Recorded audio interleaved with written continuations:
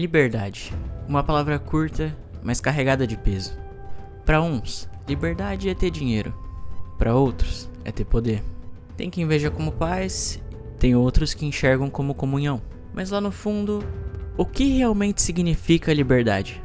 E o mais importante, será que ainda somos livres? Ou a liberdade foi sendo arrancada de nós aos poucos? De formas diferentes, até chegar na forma como vemos hoje. O Drex.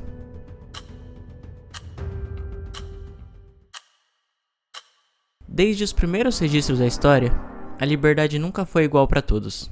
Na antiguidade, poucos eram os chamados de cidadãos, e todo o restante eram escravos, eram servos, eram pessoas descartáveis. Para exemplificar isso, podemos citar a Grécia Antiga. Em Atenas havia democracia, mas mulheres e escravos não tinham o direito de se manifestar. Isso mostra como a liberdade naquela época era seletiva. Também tem Roma, onde o título de cidadão romano valia muito mais que ouro, e quem não era cidadão era explorado das mais diversas formas. Sem dó algum, a liberdade se mostrava mais uma vez como sendo seletiva. Na Idade Média, o peso da igreja e das monarquias controlava até o que você pensava, tanto que o simples ato de você questionar era arriscar sua própria vida.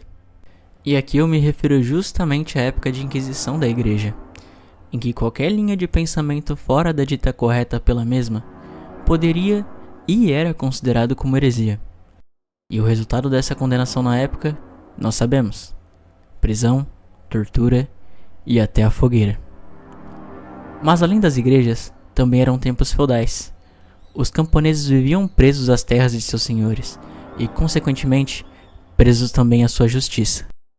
E por conta disso e de outros agravantes, tempos depois, vieram as revoluções, as independências, os discursos inflamados de direitos, liberdade, igualdade, fraternidade, que convenhamos, no papel é muito bonito. É lindo você falar essas palavras.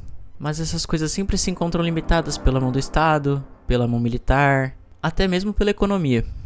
A verdade é que liberdade sempre foi um jogo de concessões, em que o controle apenas vai mudando de roupa. Isso fica evidente na Revolução Francesa, em que era pregada a liberdade nos discursos, mas logo após a conquista instauraram o terror, onde quem discordava das decisões ia para a guilhotina. Também na independência dos Estados Unidos, que também proclamaram a liberdade, mas mantiveram a escravidão por quase 100 anos depois. E o Brasil, que declarou sua independência em 1822, mas só aboliu a escravidão em 88. 66 anos após a declarada independência, sustentada por aqueles que não dispunham dela. Mas voltando ao contexto do vídeo, no começo do século XX, em que a coisa foi tomando outro rumo e o dinheiro começou a virar o sinônimo de liberdade. Quem tem, pode. Quem não tem, obedece. Um exemplo claro disso foi a crise de 1929. Milhões de pessoas tinham uma vida confortável e perderam tudo de um dia para o outro. Quem tinha dinheiro e poder político sobreviveu com mais facilidade. Quem não tinha, ficou na miséria. A liberdade de escolher sumiu junto com o dinheiro. E mesmo na Guerra Fria, repete-se o mesmo padrão. Tanto nos Estados Unidos quanto na União Soviética, a liberdade do cidadão estava diretamente ligada ao acesso à economia. Nos Estados Unidos, se você fosse acusado de comunista, perdia o emprego, não conseguia crédito, ficava isolado. E na União Soviética, se você criticasse o regime, além de ser perseguido, também era cortado do acesso a recursos básicos. Em ambos os casos, o dinheiro e o sistema econômico eram a chave da liberdade. Ou seja, o dinheiro não era só um pedaço de papel, ele era o passaporte para a liberdade. E quem não tinha, simplesmente não participava do jogo. Bancos, governos e grandes corporações ditaram o ritmo. A liberdade começava a ser um produto e que custava cada vez mais caro. Hoje, vivemos uma versão ainda mais sutil. No mundo de hoje, a liberdade parece maior do que nunca. A gente pode falar o que quiser, comprar o que quiser, se expressar em qualquer lugar. Mas essa liberdade vem com uma condição: tudo é rastreado. Nas redes sociais, por exemplo, você tem liberdade de falar, mas quem realmente te ouve é decidido por um algoritmo. É como se você tivesse um megafone, mas alguém escolhesse para quem ele vai transmitir. A sensação é de liberdade, mas o alcance está nas mãos de terceiros. Na prática, já vivemos numa sociedade de vigilância. Cada clique, cada pesquisa, cada localização fica registrada. Um exemplo claro é o da China. Com o sistema de crédito social, se você atravessa a rua fora da faixa, perde pontos. Se critica o governo, pode ser proibido de comprar passagem de trem ou de avião. A liberdade existe, até o sistema decidir que não. Ou seja, o presente nos dá a sensação de escolha, mas dentro de uma jaula transparente. A diferença é que agora a jaula tem Wi-Fi, tem aplicativos, tem praticidade, só que, no fim, continua sendo uma jaula. Essas ferramentas parecem te dar autonomia, mas funcionam como grades invisíveis. Através delas, somos monitorados, somos rastreados e somos catalogados. E como se já não bastasse tudo isso, agora surge o Drex, que é apresentado aí como inovação, uma moeda digital do Brasil que vem seguindo uma tendência mundial.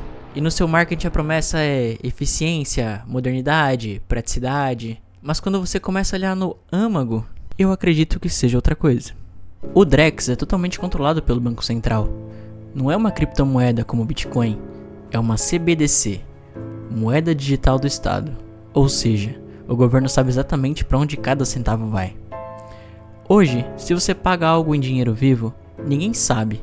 Amanhã, com o Drex, cada compra de R$5 no mercado será registrada. Você não perde só o anonimato, perde a liberdade de movimentar seu próprio dinheiro sem vigilância. Outra característica é que o dinheiro pode ser programado. Na teoria, o governo poderia definir onde ele pode ser gasto, colocar prazo de validade ou até bloquear certos tipos de compras. Ou seja, a moeda deixa de ser só um meio de troca e passa a ser uma ferramenta de controle social. Enfim, o Drex pode parecer modernidade, mas é na prática mais uma forma de cerceamento da liberdade. Mais uma vez, a história se repete, e como sempre, a liberdade individual é quem paga o preço. Se cada transação, cada centavo, cada movimento passa a ser registrado, o que diferente do dinheiro físico, que ainda te guardava um mínimo de anonimato, vai desaparecendo. E junto com ele, mais um fragmento da nossa liberdade. A verdade é que a liberdade não simplesmente deixa de existir, ela vai sendo corroída em pequenas doses. E nós já abrimos mão da privacidade pela conveniência, da autonomia em nome da segurança, e agora estamos abrindo mão do dinheiro por causa da praticidade. Quando percebermos, estaremos dentro de um sistema onde a liberdade existe apenas como palavra bonita em discursos, mas não na vida real. Porque ser livre não é só poder escolher, é também poder recusar. E quando a recusa deixa de ser possível, ainda podemos chamar isso de liberdade? O Drex pode parecer evolução, mas talvez seja só mais um elo na longa corrente de controle que vem sendo forjada há séculos. Então a pergunta que eu te faço é: você acha que você é livre? Ou só vive dentro da ilusão mais bem projetada da história?